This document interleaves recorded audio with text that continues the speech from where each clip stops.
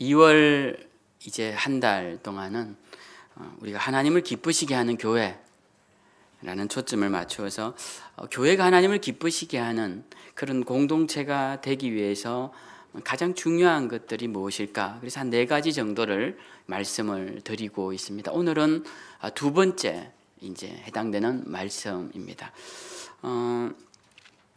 지난주에는 예배에 대한 말씀을 드렸죠. 예배라는 본질적인 목적을 상실한 교회는 교회로서의 방향을 잃어버린 것과 마찬가지다. 그래서 예배는 굉장히 중요한 것임을 지난주에 말씀을 드렸습니다. 그런데 이제 이번 주는 용납함이라는 주제로 말씀을 함께 나누고자 합니다. 용납함.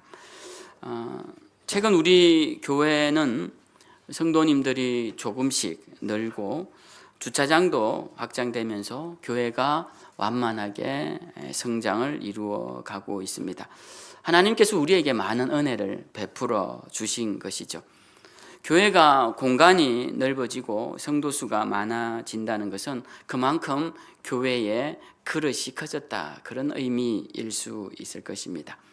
근데 그릇이 커졌다라는 것은 단순히 성도가 많아졌다라는 의미도 있지만 한편으로는 그만큼 더 다양해졌다라는 것을 의미하기도 합니다. 100명이 모이면 우리가 100가지의 성격과 또 100가지의 배경이 모이게 되는 것이죠.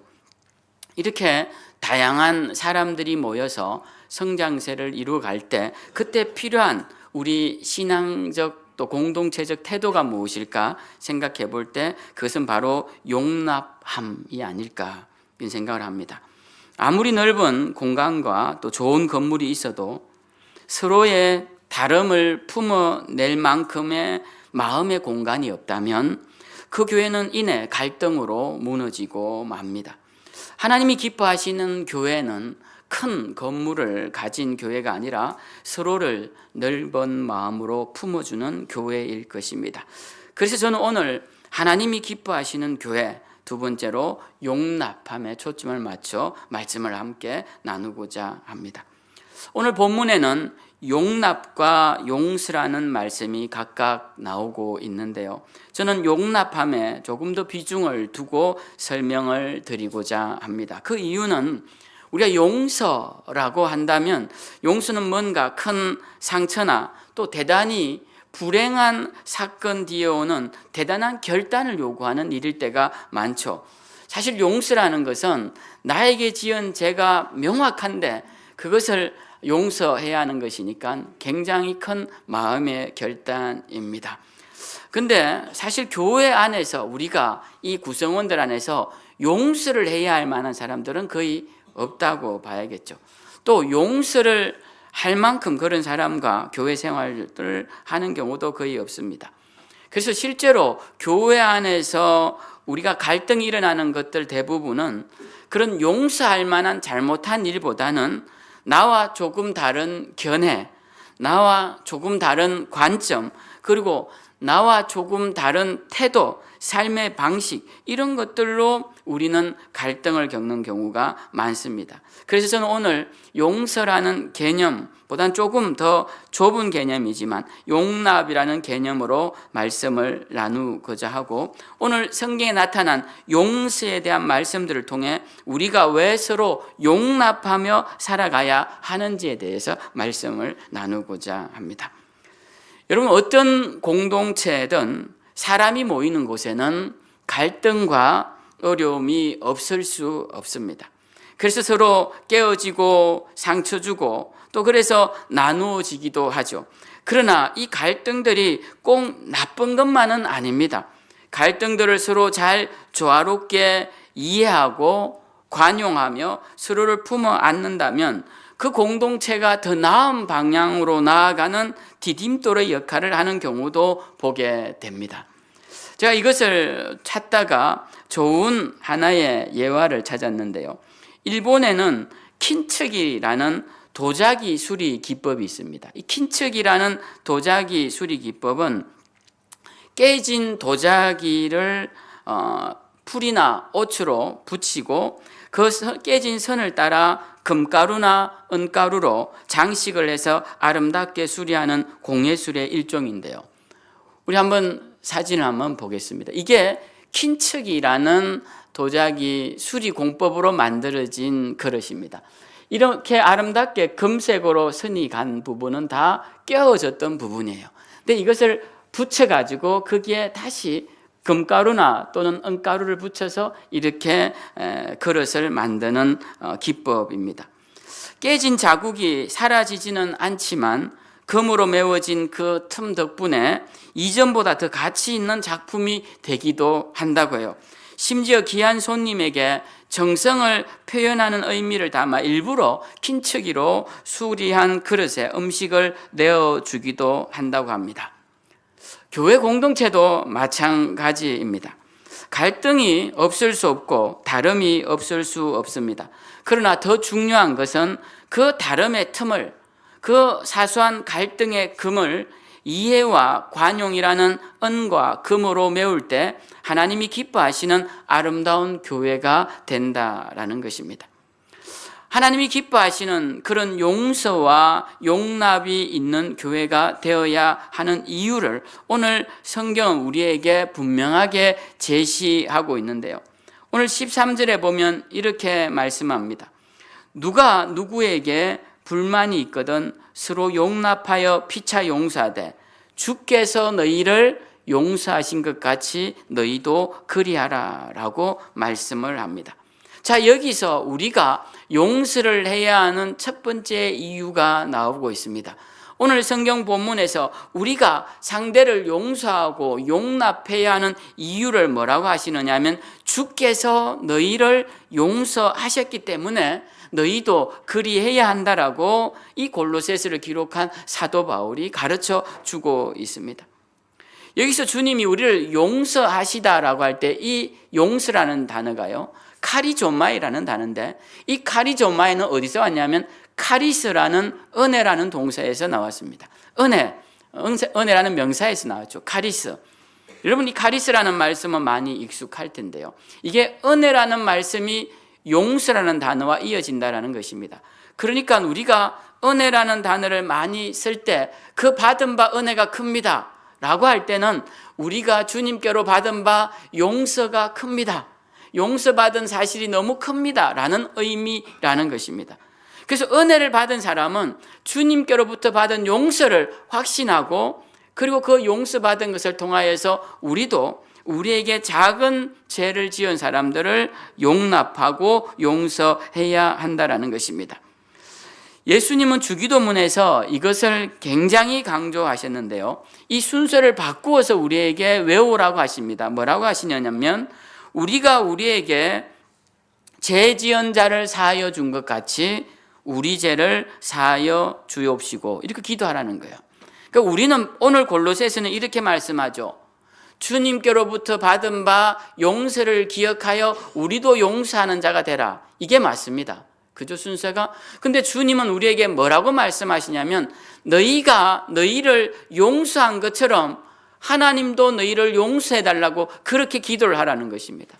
그러니까 이게 순서를 바꾸시는 게 굉장히 큰 부담이 있습니다. 왜냐하면 주님께 용서를 받은 사람이 다른 사람을 용서하지 않을 수 있죠. 왜? 이미 나는 용서를 받았으니까. 그런데 주님은 뭐라고 말씀하시냐면 그걸 바꾸어서 네가 남을 용서하지 않으면 아예 위로부터 용서가 일어나지 않을 것이라고 말씀을 하시는 겁니다. 그러니까 주님의 말씀은 훨씬 더 경고성의 말씀임을 우리가 알 수 있습니다. 주님은 우리가 받은 바 은혜가 있다면, 그 용서가 있다면 우리도 마땅히 은혜를 베푸는 자, 용서를 베푸는 자, 용납하는 자가 되라고 주님이 말씀하셨어요.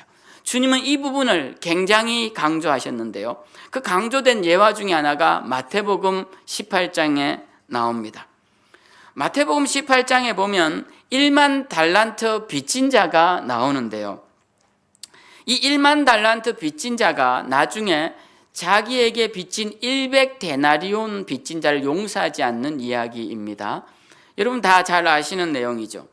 근데 이 1만 달란트에 대한 이야기를 조금 더 생각을 해봅시다. 자, 어느 날 이 종이 1만 달란트 빚을 졌는데 갚을 길이 없자 그 주인이 너의 가족들과 네 몸과 네 가족들과 네 자녀를 다 팔아서 갚아라고 합니다. 소유를. 그러자 종이 엎드려서 이렇게 주인에게 애원해요. 조금만 기다려 주십시오. 제가 다 갚겠습니다. 근데 여러분 1만 달란트라는 돈은 갚을 수 있는 돈의 금액이 아닙니다. 제가 잠깐 따져보죠. 여러분 노동자의 하루치 일당을 성경에는 얼마라고 합니까? 1데나리온이라고 하죠. 1데나리온은 노동자의 하루 일당입니다. 오늘날 일당 그렇게 생각하시면 돼요. 1데나리온. 그럼 1달란트는 얼마냐? 6,000데나리온입니다. 6,000데나리온이 모여야 1달란트가 돼요. 그러면 노동자가 얼마를 일해야 됩니까? 6,000일을 일해야 돼요. 6,000일을 일하면 몇 년을 일해야 되는 겁니까? 거의 20년을 일해야 되는 거예요. 맞아요.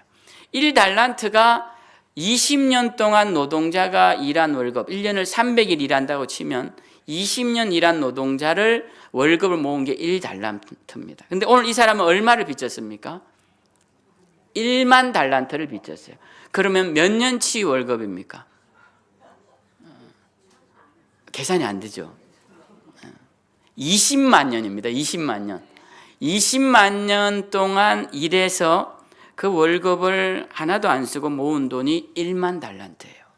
20만 년이면 인류 역사보다 더 긴 시간을 그렇게 일을 해야 그 모은 돈이니까 이 사람이 갚기에는 굉장히 어려운 돈이죠. 설령 벌 수 있다고 해도. 자, 그런데 주인이 이 사람의 모습을 보니까 도저히 갚을 수가 없을 것 같아서 빚을 탕감해 줍니다. 근데 이 탕감을 받은 사람이 이제 나가서 자기에게 100데나리온 빚진 사람을 만납니다. 100데나리온은 100일치 임금이죠. 자기는 20만 년치 임금을 탕감받았는데 이 100일치 임금이니까 그에 비하면 아주 적은 액수입니다. 이것을 만약 돈으로 비율로 생각하면 60만 분의 1인데요. 만약 이 사람이 60억의 빚을 탕감받았다면 이 사람은 10,000원의 빚을 진 것입니다.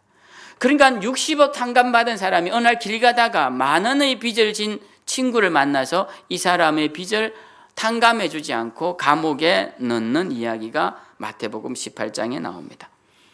우리는 그렇게 금액 차이가 크리라 생각을 잘 못하는데요.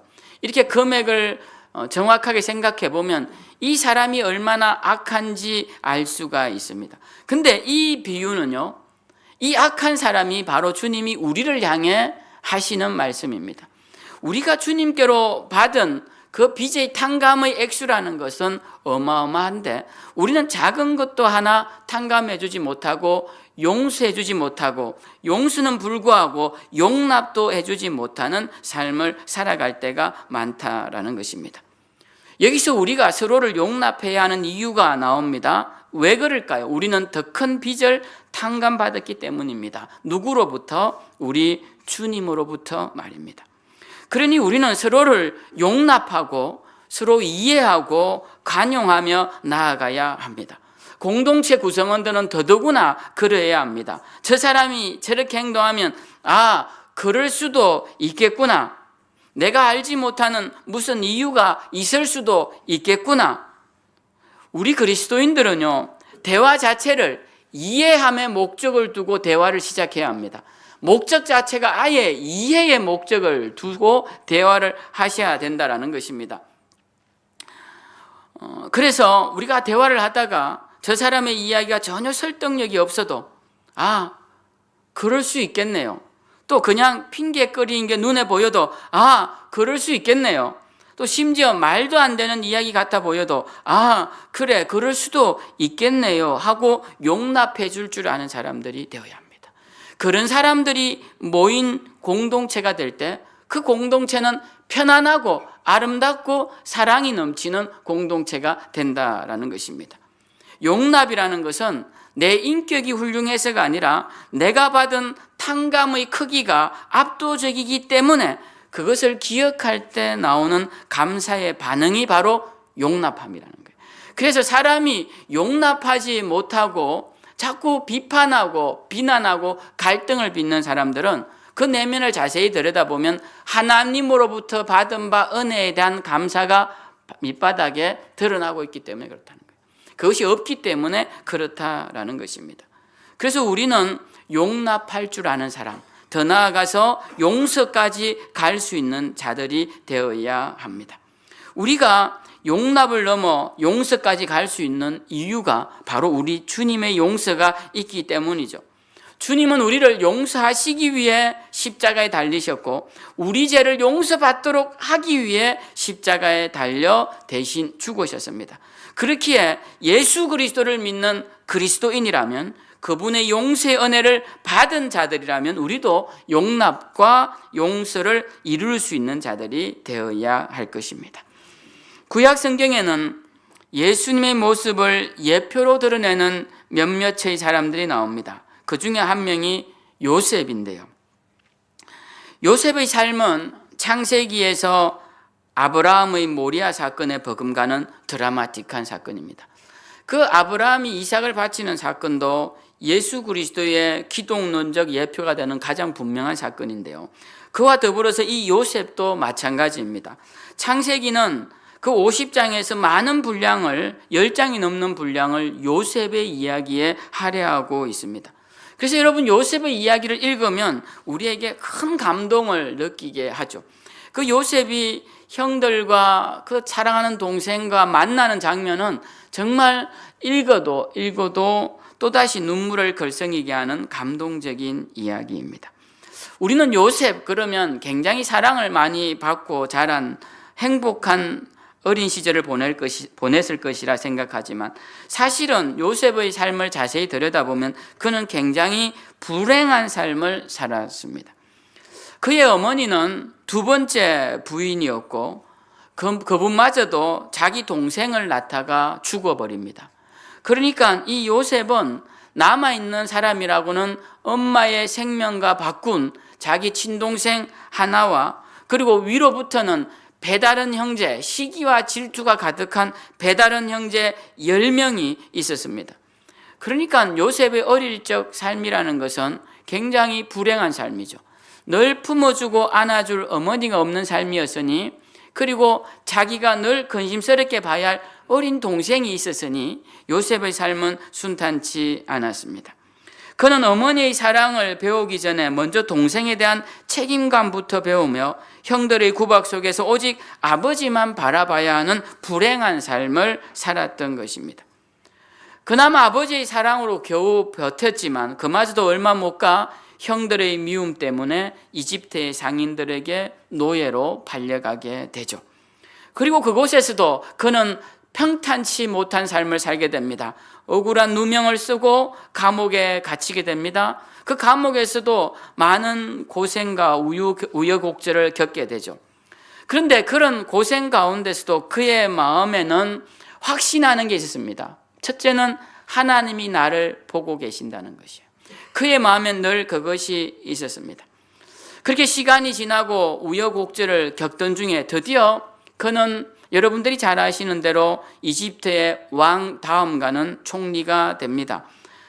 그가 총리가 되었을 때 그의 고향 가나안에서 사람들이 양식을 구하러 왔다는 소식을 듣고 가보니 그를 이집트에 팔았던 형들이 흉년을 만나 양식을 구하러 이집트까지 온 것입니다. 자, 여기서 이제 우리가 창세기를 읽어보면 아실 만한 내용들이 계속 나오죠. 결국은 그런 여러 과정을 통하여서 형들을 다 용서합니다. 근데 우리가 요셉이 그의 형들을 용서하는 모습에서 아주 유의 깊게 봐야 하는 한 부분이 있는데요. 바로 창세기 45장 8절에 나오는 말씀인데, 이 요셉이 형들에게 이렇게 말합니다. 나를 이리로 보낸 이는 당신들이 아니요 하나님이시라. 요셉의 형들은 이제 요셉에게 죽었을 것이라 생각할 때 이 요셉은 그의 형들에게 나를 이집트로 보낸 것은 당신들이 팔아서 온 것이 아니라 하나님이 나를 이곳에 보내셨다라는 것입니다. 이것이 요셉 이야기의 백미라고 할 수 있습니다. 요셉이 형들을 용서하지 않을 수도 있었습니다. 그들이 행한 것에 충분한 대가를 치르게 할 수도 있었습니다. 그러나 그는 그렇게 하지 않았습니다. 그렇게 하지 않은 이유는 무엇이냐면 이 모든 일들이 형들의 행위로 일어난 것 같지만 실제로는 하나님이 하셨다는 그 믿음이 그에게 있었기 때문에 그렇습니다. 여러분, 우리가 서로를 용납할 수 있는 두 번째 이유도 바로 여기에 있습니다. 그 이유는 무엇이냐면 이 모든 일들의 사건 너머에 계시는 하나님이 계시고 이 모든 상황을 만드신 하나님의 섭리가 있으시다라는 거예요. 그러니까 고난 가운데서도 우리가 원망이나 불평하기보다는 이것을 통하여서 하나님이 세우신 놀라운 계획이 있다라는 그런 믿음으로 나아가는 것이 요셉을 본받는 자의 모습이라는 것입니다. 여러분, 우리 삶에 일어나는 많은 사건들은요, 하나의 퍼즐 조각이라고 생각하시길 바랍니다. 여러분이 퍼즐 조각을 들고 이렇게 유심히 보면 그게 무슨 의미인지 알 수 있습니까? 아무리 유심히 봐도 퍼즐 조각을 봐서 이것이 어떤 그림인지 알 수가 없습니다. 이게 어떤 그림의 일부분인지도 알 수가 없습니다. 언제 이 퍼즐 조각의 의미가 맞춰집니까? 다 맞춰놓고 완성되었을 때 이 한 개 한 개에 담긴 퍼즐들의 의미를 발견할 수 있게 되는 것이죠. 요셉의 이야기도 마찬가지입니다. 요셉이 형들의 시기를 받는 일, 그리고 이집트의 상인들에게 팔려가는 일, 거기서 보디발 아내의 유혹을 받는 일, 그래서 감옥에 갇히는 일, 거기서 술 맡은 간원의 약속을 저버린 일, 이 많은 일들을 하나씩 하나씩 다 떼어놓고 보면 그는 고난이 점철된 삶이었습니다. 그러나 마지막까지 이 모든 퍼즐 조각을 다 맞춰놓고 보니 요셉의 삶이라는 것은 하나님의 계획하에 이루어진 삶이었고, 그로 말미암아 흉년 때 다 죽을 수밖에 없었던 이스라엘 70명의 족속들이 이집트에 와서 400년 동안 생존할 수 있게 하는 그 바로 밑그림이 요셉을 통해 완성되었다는 것입니다. 그러니까 이 모든 일은 하나님의 섭리와 계획 가운데 있었다라는 것입니다. 로마서 8장에는 우리가 잘 아는 유명한 구절이 있습니다. 모든 것이 합력하여 선을 이루느니라 라는 말씀입니다. 이 말씀은 우리에게 일어나는 모든 일들, 비록 그것이 고난이고 또 슬픔이라 할지라도 그 모양들이 다 모여서 결국 하나님의 위대한 뜻을 이루는 도구가 되더라는 그런 말씀이죠. 그러니까 우리가 용서하고 용납할 수 있는 것은 결국 그 사람과 그 상황 너머에 계시는 하나님을 바라보는 것이고 그분의 섭리를 믿는다는 것, 그 또 다른 의미가, 또 다른 표현이 바로 용납함이라는 것입니다. 그러니까 이 말씀을 다르게 말씀드리면 우리가 용납하지 않는 사람, 용서하지 않는 사람, 이해하지 않고 관용하지 않고 함께 공존하려 들지 않는 사람은 이 삶 너머에 계신 하나님의 섭리와 하나님의 계획을 온전히 믿지 않는다고 말할 수 있다는 것입니다. 우리는 우리의 작은 조각들, 인생의 조각들을 맞추어서 큰 그림을 완성할 아름다운 날을 기대해야 합니다. 우리는 그 날을, 그 그림을 완성해 가고 있는 지금 현재를 살아가고 있는 것입니다. 그렇기 때문에 여러분, 지금 우리를 힘들게 하는 사람, 도저히 이해되지 않는 상황, 이 모두가 하나님이 사용하시는 퍼즐 조각이라고 생각하시기를 바랍니다. 지나놓고 보면 그 갈등 때문에 여러분이 더 겸손해지고 그 아픔 때문에 하나님을 더 찾게 되었다는 것이에요. 그런 면에서 그 시간들과 그 사람들과 그 상황은 하나님이 여러분들을 더 나은 사람들로 만들기 위한 하나님의 아름다운 안배였다라는 것입니다. 우리는 하나님의 섭리를 믿어야 할 것입니다. 하나님은 악도 선으로 바꾸시는 분이십니다. 우리의 실패조차도 사용하셔서 아름다운 완성으로 만들어주시는 분이십니다. 여러분의 인생 장부에 기록된 그 실패의 순간들, 그것들이 이제 나중에는 주님이 만드신 아름다운 그 그림, 접시의 그림처럼 그렇게 아름다운 모습으로 바뀔 것입니다. 그러니까 그러한 것들로 너무 아파하지 말고, 너무 자괴감을 가지지 마시고, 너무 자책하지 마시고 이 모든 것들로 통해 하나님은 아름다운 그림을 완성하실 것이라는 그런 기대감을 가지고 주님을 바라보고 나아가시길 주님의 이름으로 축복합니다. 우리는 이제 이웃에게도 마찬가지입니다. 나 아닌 다른 사람에게도 마찬가지입니다. 그 사람을 볼 때 저 사람이 왜 나를 아프게 할까 생각하지 마십시오. 요셉이 마지막에 형들을 안고 울 수 있었던 이유는 그가 대인배여서가 아니라 하나님이 하셨다는 확신이 있었기 때문에 그렇습니다. 우리 교회 안에서도 저 사람이 왜 저럴까라고 묻는 대신에 이제 하나님 왜 저 사람을 제 곁에 두셨습니까? 라고 물어야 합니다. 우리 이웃 간의 관계도 마찬가지고 가족 간의 관계도 마찬가지입니다. 왜 저 사람을 하필 그렇게 말하지 마십시오. 저 사람이 왜 나의 이웃이 되고 왜 나의 가족이 되었습니까? 라고 말하기 전에 하나님께서 나에게 이분을 두신 이유가 무엇이고 섭리가 무엇이고 계획이 무엇인지를 진지하게 물을 수 있어야 합니다. 하나님은 우리가 서로를 이해하고 관용하며 살기를 원하시지 서로를 피튀기며 죽이기며 살아가기를 원하시지 않습니다. 여러분, 우리는 아주 비참한 역사를 가지고 있는 종교입니다. 우리 기독교는요, 이 기독교 안에는 여러 줄기가 있는데 가장 큰 줄기 중에 하나가 구교와 신교라 불리는 캐톨릭과 개신교입니다. 이 외에도 정교회라든지 콥트교회라든지 많은 기독교가 있지만 그 중에서도 이 두 신교, 구교라 불리는 형제들은 서로를 향해 실제로 죽이며 자기 진리라고 고수했던 사람들입니다. 여러분, 똑같이 예수님을 믿는 사람들이 성당을 다니는 사람과 교회를 다니는 사람들이 칼을 들고 싸워서 실제로 죽이는 전쟁을 일으킨다는 것, 얼마나 아이러니한 것입니까? 하나님은 우리가 그렇게 살기를 원하시지 않습니다. 진리라고 믿는 것 때문에 같은 종교 안에서 칼을 들고 싸우기를 원하시는 분이 아니시라는 것이죠. 그렇기 때문에 우리는 하나님의 섭리를 믿는다면 서로 이해하고 관용하며 용서하며 보듬어 안아줄 줄 아는 자들이 되어야 할 것입니다. 저는 이제 마지막으로 말씀을 세 번째 드리고자 하는데요. 우리가 용서해야 하는 중요한 이유 중에 하나는 잠언 27장에 나오는 말씀입니다. 오늘 같이 한번 읽어보죠. 자, 시작. 철이 철을 날카롭게 하는 것 같이 사람이 그의 친구의 얼굴을 빛나게 하느니라. 철이 철을 날카롭게 하는 것 같이 라고 하면서 하나님께서 우리에게 이웃의 소중함, 친구의 소중함을 가르쳐 주고 있습니다.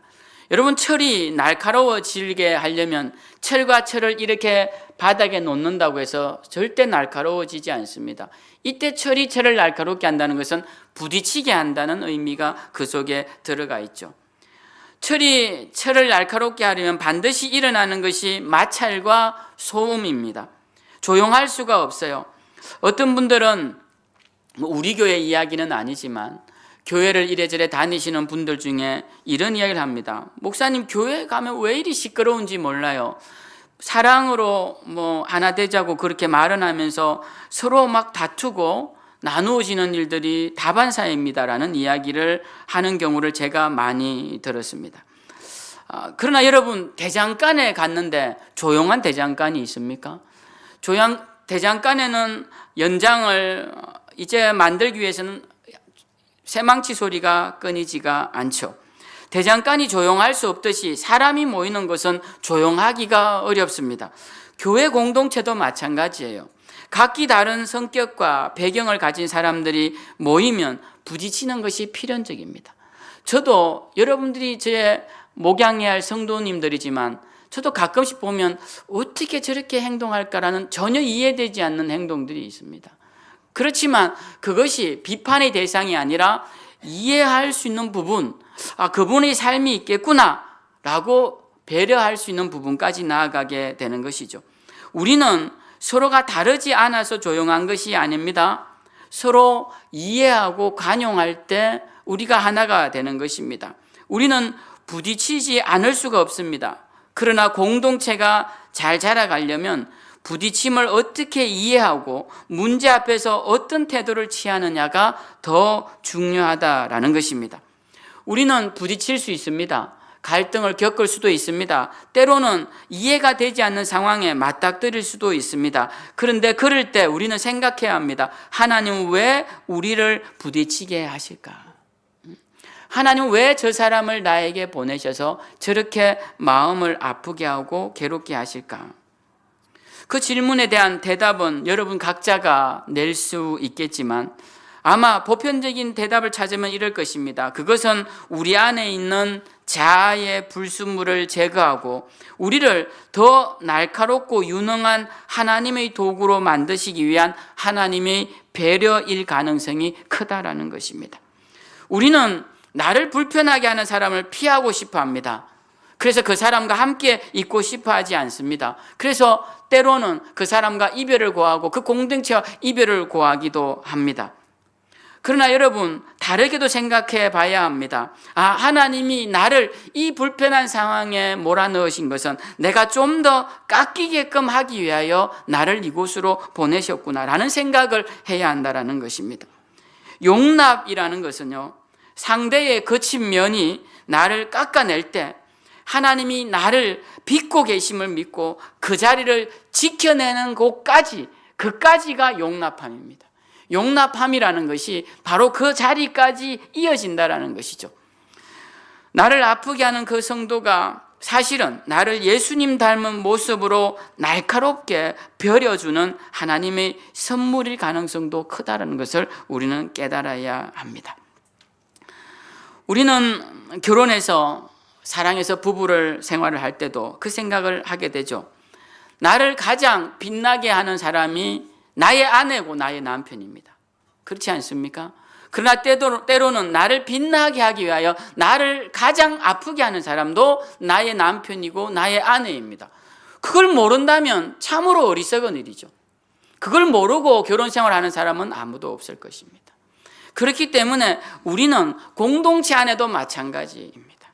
철에 의해서 잘 연마되어 칼이 빛을 발하듯 서로를 용납하며 다듬어진 성도들은 그 인격에서 그리스도의 빛이 난다라는 것입니다. 부딪히고 회복하는 게 싫어서 자꾸 회피하고 도망가다 보면 결국은 나누어지고 빛을 잃어가고 무딘 칼이 되고 마는 것입니다. 그렇기 때문에 우리는 용납해야 합니다. 용납함은 서로를 아름답게 만들어주는 좋은 방법이기 때문에 우리는 용납해야 하는 것입니다. 이제 말씀을 정리하고자 합니다. 오늘 우리는 세 가지를 나누었습니다. 먼저는 우리가 용납해야 하는 이유가 하나님께로부터 받은 엄청난 빚의 탕감 때문에 우리도 다른 사람을 용납해야 된다는 것이고, 두 번째는 요셉처럼 지금의 갈등 너머에 있는 하나님의 섭리를 믿기 때문에 우리는 지금의 어려움을 이해하고 용납할 수 있다는 것이고, 마지막으로 나를 불편하게 하는 사람이 나를 날카롭게 빚으시는 하나님의 도구일 수 있다라는 사실을 생각해 볼 때 우리는 그 사람을 용납할 수 있는 것입니다. 이제 여러분 결단하시기 바랍니다. 이번 한 주간 내 마음의 장부에서 그리고 내 인생의 장부에서 나는 이 사람만은 절대 안 돼 라고 그 빚을 기록해 놓은 사람이 있다면 그 이름을 지워버립시다. 내 기준에 맞지 않아 밀어냈던 그 사람을 위해 이제 용서와 용납의 가슴을 내어줍시다. 그렇게 해서 우리가 서로를 품고 견뎌낼 때 우리 교회는 비로소 하나님이 마음 놓고 복을 주시는 기쁨의 공동체가 될 것입니다. 예배가 살아나고 관계가 회복되는 우리 교회 모든 성도님들 위해 하나님의 평강이 가득하기를 주님의 이름으로 축원합니다.